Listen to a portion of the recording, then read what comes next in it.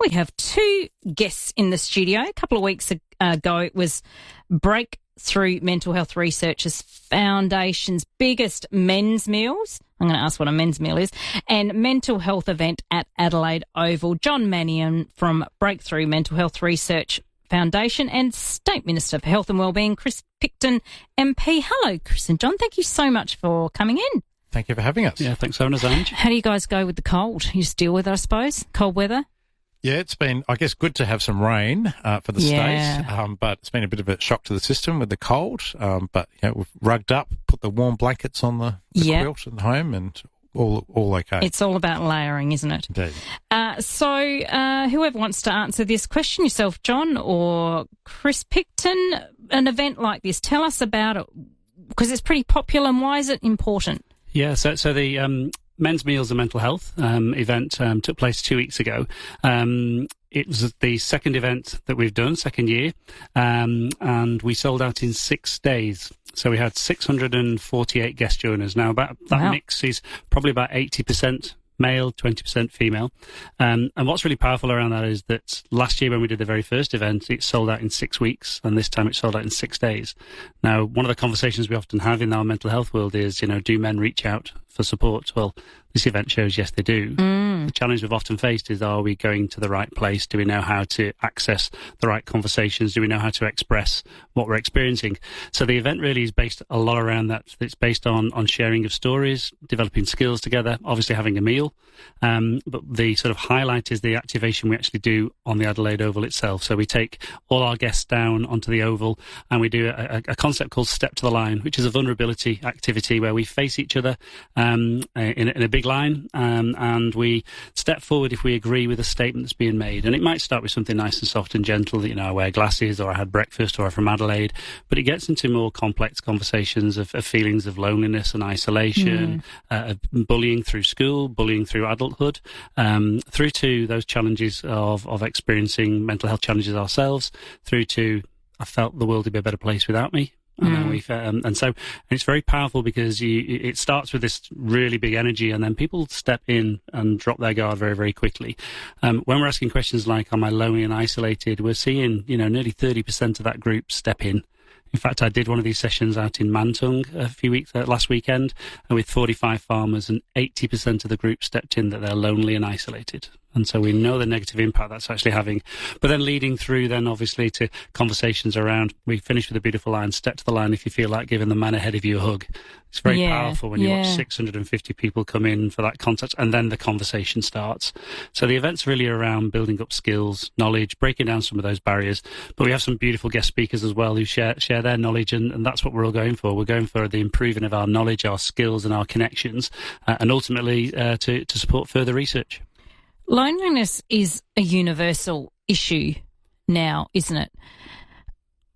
For somebody who is lonely for whatever reason, you may not have family.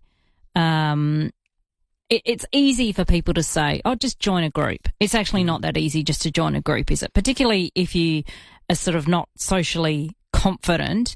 But that's not a thing to say. How do we get around this, people? Because I feel like, unless you're in it, people don't understand the loneliness thing. Yeah, it's very interesting, and I know from a health perspective, I think the latest research shows us that loneliness and isolation has the same negative impact as smoking 15 cigarettes a day. So we know there's a big impact there.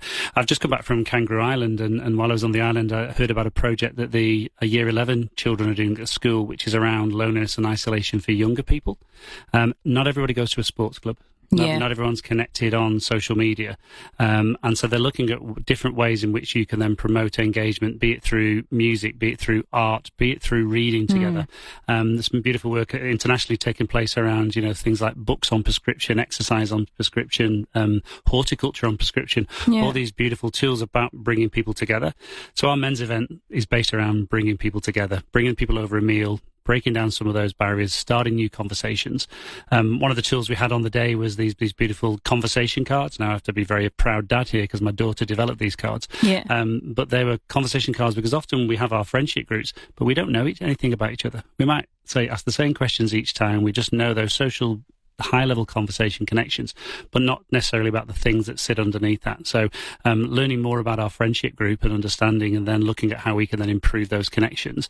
It could be as simple as going for a coffee together, going for a walk together. There could be the first steps that break down some of those barriers. Yeah, I think it's just really listening. I think because everyone gets caught up in their lives and kids and kids' sport, but I don't think people really listen and understand, because you can sit there and say, oh, I'm lonely on this, but nothing sort of changes sometimes from your friendship point of view. So I think if people just really listen and, just making a call, isn't it? And to say, just checking to see how you're going today. Do you want to go for a walk or something? Those things are really important, aren't they, Minister? Oh, absolutely. And, there are a lot of community groups and societies and sporting clubs that are looking for people and are looking for connections for people. But you're right, Edge, it's hard for some people to make those connections. I mean, just sitting here in the FiveAA studio, I know FiveAA, connects a lot of people in the community, and it's their voice that they have on in their home all day, every day as well. And that's a point of connection that they have as well.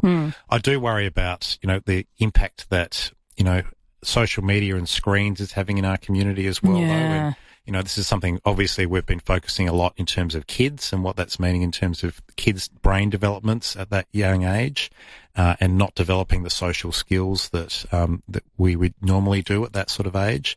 But it impacts adults as well. Yeah. And the more face-to-face conversations that we can have, and the more that we can encourage people to reach out to friends, family, people in our community and have those more in-depth conversations, the better for all of us, the better for all of our health and well-being overall. And that was, one of the real strong messages out of this second event that we had the other night. And I think for me, I think you have to be accountable for yourself as well. I know I think 8 o'clock, the phone goes across on the cupboard, plugged in. I can't move because the cat wants the heated blanket, so I'm stuck there. But it makes me I'm very good with putting it away. And the nights that I don't put it away, I don't sleep well. And that affects your whole mental thing, doesn't it? So I'm accountable for that. Absolutely. I think, all the lessons are not to use your phone in your bed. And, I'm certainly guilty of that as anybody. Stop it. Exactly. Yeah. But putting it away, giving yourself some time away from the screen is absolutely vital for, your health and well-being. So also in your big men's meals and mental health event a couple of weeks ago at the Adelaide Oval, Minister, tell us about, is it Dr. Ian Zakach? Sorry if I've pronounced it wrong.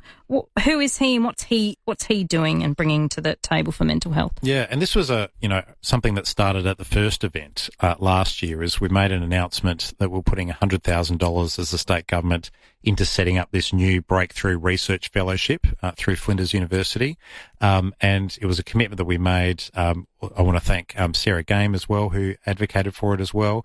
And now this year we're able to announce that that work is now underway, and so Ian's got that work underway at Flinders University, looking at these issues in terms of suicide for men. And it is, just looking at the stats of suicide is devastating in South Australia, and the impact and the ripples that it has.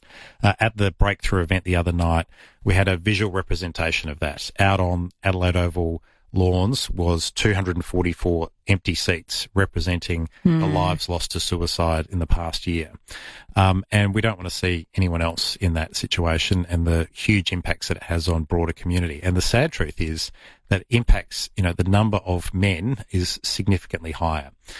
So therefore is a real need to focus how we can improve our research. One of the great things that Breakthrough does is a leading organisation in the country in terms of mental health research, and we're really hopeful that this fellowship will give us some more evidence to be able to save more lives.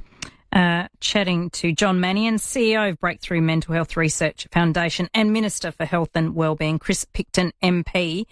John, tell us about you're working on something providing support which in drought-affected regions, which is just awful at the moment. Tell us about that, what that program is. Yeah, so what we've been looking at is the sort of rollout of some work that we did a few years ago that was followed in the bushfire communities, which looked at around breaking down some of the barriers of reaching out for help for mental health. So there was some community activation dinners that then had guest speakers in that then looked around the block, the barrier, the skills, how do we care for our well-being, what are the strategies we can put into place.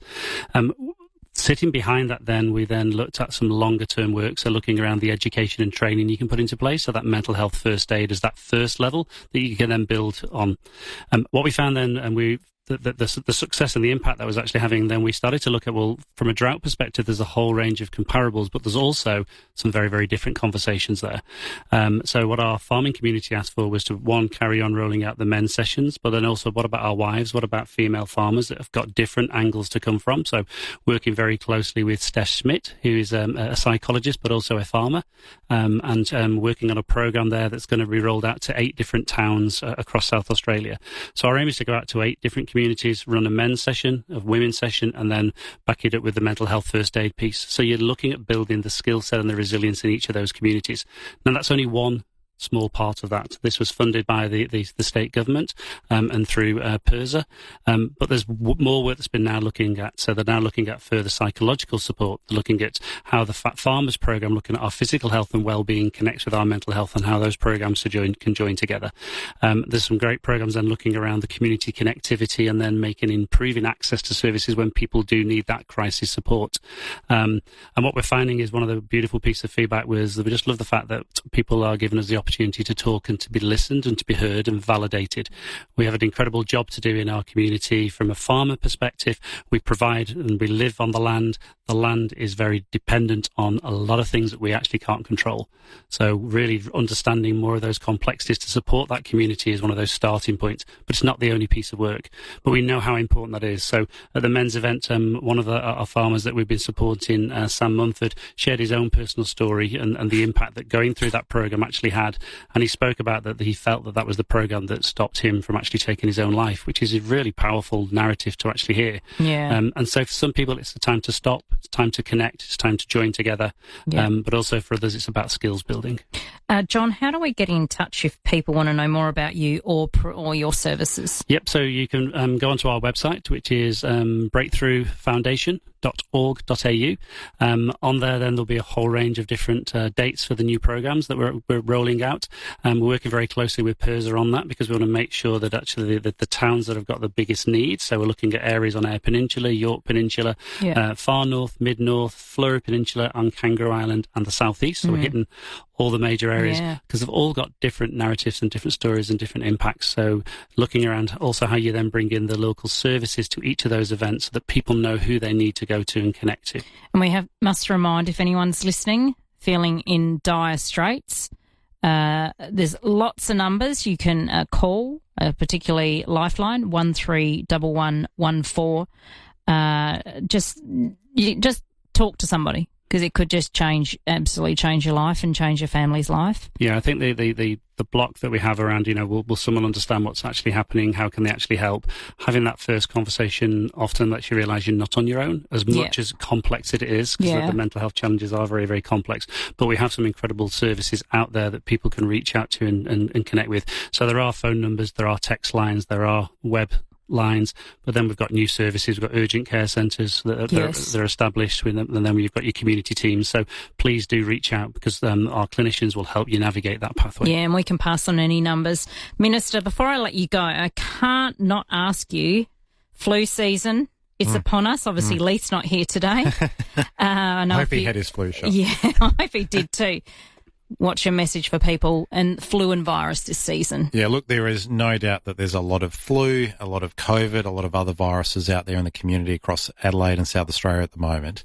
Obviously, we want people to be vaccinated and protect themselves, but also if you are sick, we particularly want people to stay away from people who are more vulnerable, people in aged care, people who have chronic health conditions, because they're the people who going to be most affected by, the serious impacts of flu. The other call out as well is, this year for the first time, we've got access for women who are pregnant to get access to a vaccine for RSV, and also for babies with the woman's missed out on that to get a what's called a monoclonal antibody after they're born. So we want as many newborn babies protected for RSV this winter as well. So pregnant women, we want to make sure that they can get vaccinated for RSV too. Yeah. Ramping. Ramping's been going since the age of time. It's one of those tricky issues, isn't it? Particularly at this time of the year. I don't think there's really any quick fix for that, is there? Well, what we're having to do is build a lot more capacity in our hospital system to do it. And so we're, through the course of the next year, there's another 190 hospital beds coming online. A lot of those actually in mental health, because we have a lot of need for people with acute mental health conditions to get that care. And that not only impacts them, but impacts other people who need those spots in emergency department. And the care that we're building in mental health is rehabilitation care, providing longer lengths of stay for people, so people have got more chance to get well, and so they're not sort of bouncing back and forth to hospital as much as they would otherwise. So there's a lot of investment, a lot of more doctors and nurses have been employed and more to come, but we're continuing to throw everything at it to make sure that we can get people the care that they need. Yeah, my goal is to not be in hospital, and so far it's good. Excellent. Good I can't remember the last time I went to a hospital, probably with my mum. Thank you so much for coming in, Chris Picton. I know you've got a busy season. I appreciate you taking the time to come in and chat to us today. Minister for Health and Wellbeing, Chris Picton MP, and John Mannion, CEO of Breakthrough Mental Health Research Foundation. Thank you both for the work you're doing. Thanks, Ange. Thank you.